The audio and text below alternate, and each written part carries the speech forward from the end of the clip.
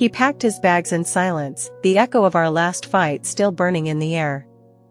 I dropped to my knees, not because of him, but because I had just found out I was pregnant, and I hadn't even told him yet. Hey everyone, thank you for being here. Please don't forget to hit that subscribe button and turn on your notifications for more real-life stories of faith, pain, and healing. And I'd love to know, where are you watching from? Drop your city or country in the comments, and tell me what part of this story hit you hardest. I'll be reading every single comment. Let's get into it. My name is Rachel. I'm 34, born and raised in a small Christian town just outside Columbus, Ohio. I met David at youth fellowship when I was 19. He was the quiet one. The steady one. While others were caught up in loud worship or dating drama, he was the guy in the back taking notes during Bible study. We married when I was 24. I had all the dreams a church girl carries. God-fearing husband, a warm home, little feet running through the hallways, and late-night prayers whispered over sleeping children. But dreams don't always come true the way you expect. And when they don't, you begin to question everything. The first 2 years of our marriage were sweet. We prayed together every morning and held hands before falling asleep. We started trying for a baby after our second anniversary. Month after month, I bought those cheap pregnancy test strips online, too many to count. Always negative. At first, it felt like a delay. Then, a warning. Then, a punishment. We saw doctors. We prayed. I fasted. David didn't talk much about it, but I saw the disappointment growing behind his eyes. While other couples in our church were dedicating babies on the altar, I was still faking smiles and clapping. Inside, I was dying. Then came the silence. David stopped praying with me. He started sleeping on the edge of the bed. He came home late more often, always blaming overtime. We never argued, we just stopped talking. The silence between us became a wall. I tried to initiate conversations, to bring back our devotionals, but he'd just nod or say he was tired. What hurt more was how easy it seemed for everyone else. My best friend Karen had 4 children in 6 years. Every Christmas card felt like a reminder of what I didn't have. One time, at a baby shower, someone made a joke, "Rachel, you better catch up. You're next." I laughed, then cried all the way home. By year 6, I started feeling bitterness toward God. And that scared me. I was the good church girl. I taught Sunday school. I led women's Bible studies. But every time I saw another woman cradle her baby, I silently asked God, why not me? And worse, I started asking, what did I do wrong? The breaking point came on a Tuesday night. David walked in late. He smelled like the road and weariness. I had dinner on the table, untouched and cold. I asked him if he even cared anymore. He said nothing. I asked him if he even wanted to be married to me anymore. That's when he spoke, slow, low, and hollow. He said he was tired of pretending everything was okay. That he couldn't carry this weight anymore. That maybe we weren't meant to have kids. Maybe we weren't meant to be. That sentence nearly took my breath. I remember trembling, trying to hold on to anything, God, my pride, the edge of the kitchen table. I begged him not to give up. But his eyes said he already had. He didn't yell. He didn't slam the door. He just packed. Quietly. He took only what he needed. I watched him walk out like a shadow. And the house felt colder than I'd ever known it. I stayed up that night crying on the bathroom floor. Somewhere between midnight and morning, I took another test, not because I expected anything, but because my cycle was late and I needed one less disappointment in my life. But this time, 2 pink lines. At first, I didn't believe it. I took another. Then a third. Then I drove to Walgreens in my pajamas and bought the most expensive digital one they had. Pregnant. Clear as day. I didn't scream. I didn't shout. I just collapsed. Not from joy, but from shock. The one thing we begged God for, finally here, and he was gone. David didn't know. And I couldn't even call him. Not after what he said. Not after how broken we were. For the next few days, I walked around like a ghost. I didn't tell anyone. Not even Karen. I started writing letters to the baby in my journal, letters full of fear and hope and apology. I didn't know what to do, or how to feel. I had begged God for this moment, and now it had come wrapped in heartache. The irony haunted me. Why now, God? Why give me the thing I'd waited years for, when my marriage was on the edge of ashes? Then came the phone call. It was David's brother. He said David was staying with him a few towns over. Said he needed space. And then he said something else. Something that cracked open a whole new wound. He's not doing well, Rachel. He's questioning everything, even God. He said he feels like he failed you. That maybe you'd be better off with someone who could give you what you really want. I didn't even know how to respond. Better off? Without him? No. That wasn't how this story was supposed to go. Not ours. We were supposed to be the couple that made it. That clung to God and weathered the storm. But storms have a way of washing away even the strongest roots, if you're not anchored. And I wasn't. At least, not yet. But what I didn't know was that God wasn't finished. Not with me. Not with David. Not with our marriage. The fire had just begun, and what it would burn away would shock us both. I thought the 2 pink lines would bring me joy. I thought carrying life inside me would feel like redemption. But instead, it felt like walking alone through the wilderness, pregnant, married, and yet completely alone. I kept it a secret for nearly 3 weeks. No one knew. Not my friends, not the women at church, not even my mother. I'd see families at the grocery store and wonder if they ever had to go through this kind of silence. I'd walk by the nursery aisle and feel my chest tighten. I wanted to believe this baby was a blessing. But deep down, I was terrified it would become just another wound if David never came back. Each night I'd lie in our bed, the sheets still smelling like him, holding my belly and whispering prayers through tears. God, please, don't let this be for nothing. Bring him back. Show me what to do. Then, something strange happened. My morning sickness stopped. No nausea, no tenderness.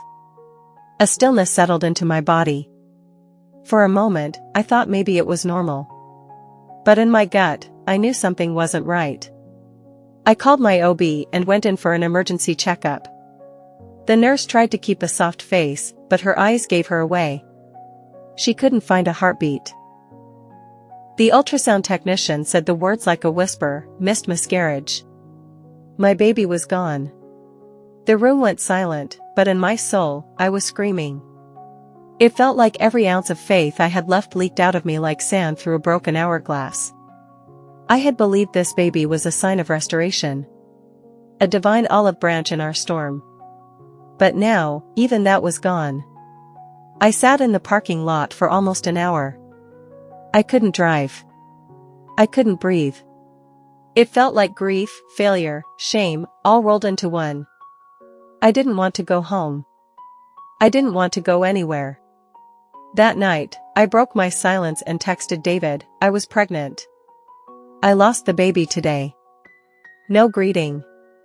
No explanation. Just that. He called immediately. I didn't answer. I couldn't. I wasn't ready to hear his voice. Eventually, he left a voicemail. I'm sorry, Rachel. I don't know what to say. I failed you, again. I should have been there. I wanted to be there. But I didn't know how. I listened to it 3 times, replaying every word, trying to figure out if it meant he still loved me, or if it was just guilt. A week passed. Then 2. And then, he came home. Not with flowers or some grand apology. Just a knock on the door one Sunday morning. I opened it and found him standing there, looking like a man who hadn't slept in weeks. He didn't ask to come in. He just stood there with his hands in his pockets, eyes red, face trembling. "I miss you," he whispered. I stepped aside and let him in. We sat in silence for a long time. Eventually, I spoke. "I thought this baby would fix us. I really believed it was from God. But then I lost it. And now I don't know what to believe anymore." David leaned forward, his elbows on his knees. He looked at the floor as he spoke. "I haven't been honest with you, Rachel. There's something I need to tell you." My heart stopped. I braced myself. Was it infidelity? Another woman? A secret child? He took a deep breath. "For the past year, I've been seeing a counselor. A Christian therapist. I didn't tell you because I didn't want to admit how badly I was falling apart.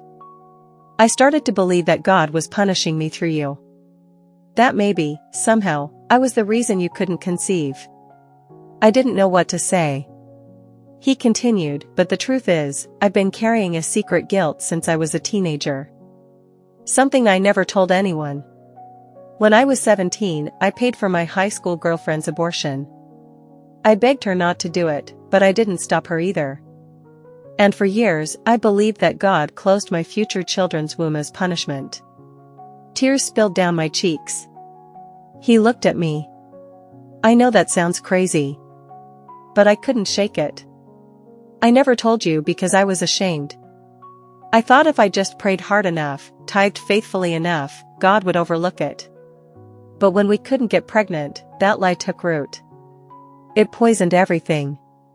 Suddenly, everything made sense. His quiet withdrawal. His distance. His deep sadness that had nothing to do with me. I reached over and held his hand. "David, we're not being punished. We're just being refined." That night, we knelt together and cried, for the child we lost, for the years we'd wasted in silence, for the lies we'd believed, and for the mercy we were only just beginning to see. We started counseling together the next week. We talked openly for the first time in years. We grieved. We confessed. We forgave. And we slowly began rebuilding what had nearly burned to the ground. But the most powerful moment came one evening when our pastor invited us to share our story in a small group. I hesitated. I wasn't sure I was ready. But David encouraged me. "I think our healing might help someone else," he said. So we did. I shared every raw detail, the infertility, the silence, the miscarriage, the doubt, the shame. And in that room, surrounded by others who were also hurting quietly, I saw something shift. Other couples began opening up. One woman sobbed into her husband's chest and whispered, "Me too." That's when I realized, our pain wasn't pointless. God hadn't abandoned us. He had been refining us.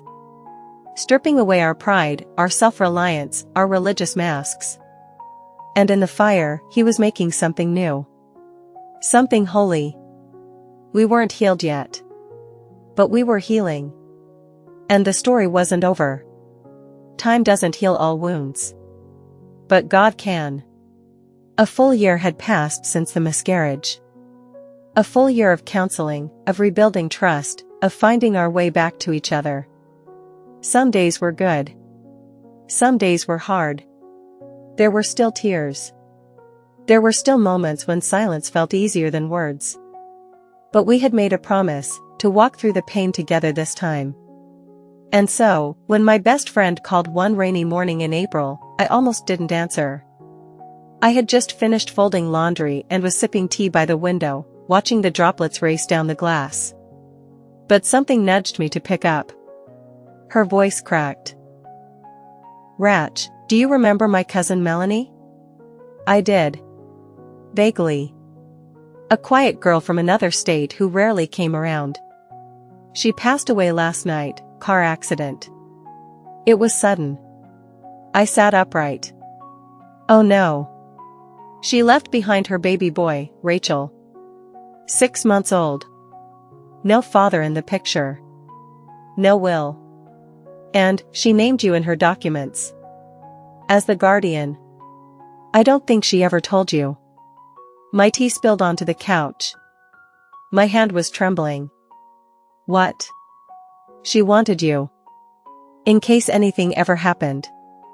She said you had a kind heart. That you were a woman of faith. She wrote it down months ago. I just found the papers this morning. I didn't respond. I couldn't. It felt like time stopped. You don't have to say yes, she continued. But I felt I should call. His name is Elijah. He's healthy. Beautiful. The state will step in soon if no one responds. I hung up the phone and stared out the window for a long time. And then I whispered, God, what are you doing? When I told David, his reaction surprised me. He didn't hesitate. He nodded slowly and said, maybe this is what the fire was for. We flew out that weekend to meet Elijah. I can't describe the feeling I had when I first held him. His little face was round, his skin soft, his eyes searching. He didn't cry when I picked him up. He just nestled against my chest like he already knew me. And just like that, I fell in love. It wasn't like I thought motherhood would feel. There was no labor room, no nursery decorated in advance, no gender reveal. It was raw. It was unexpected. And yet, it felt sacred. I looked at David, and he was wiping his eyes. You're gonna be a good mom, he whispered. Elijah came home with us 3 weeks later. The adoption process wasn't easy. We were grilled by caseworkers, lawyers, and judges.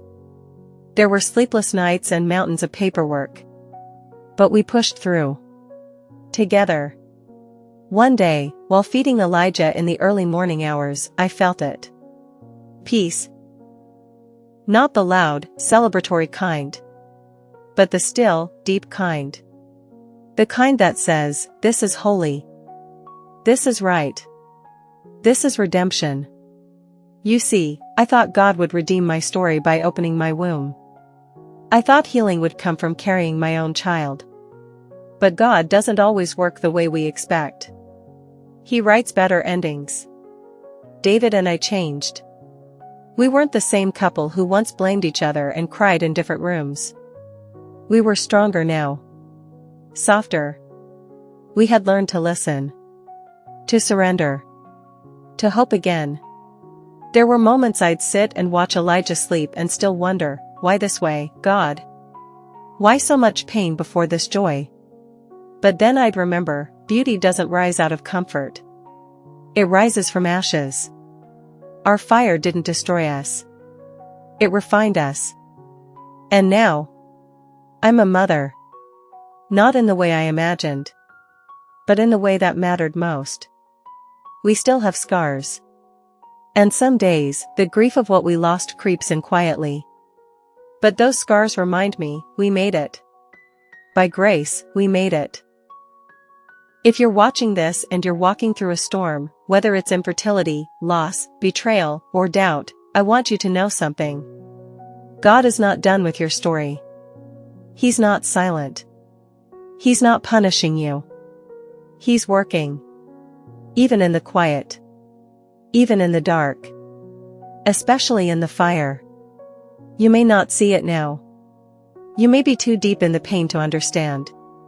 But one day, you'll look back, and you'll see how he carried you, how he pieced it all together, how he made something beautiful out of what felt unbearable. That's who he is. And that's what he did for me. Thank you for listening to my story. If it touched your heart, share it with someone who needs hope today.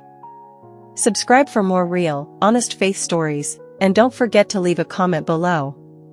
I want to hear from you. What part of this story spoke to you most?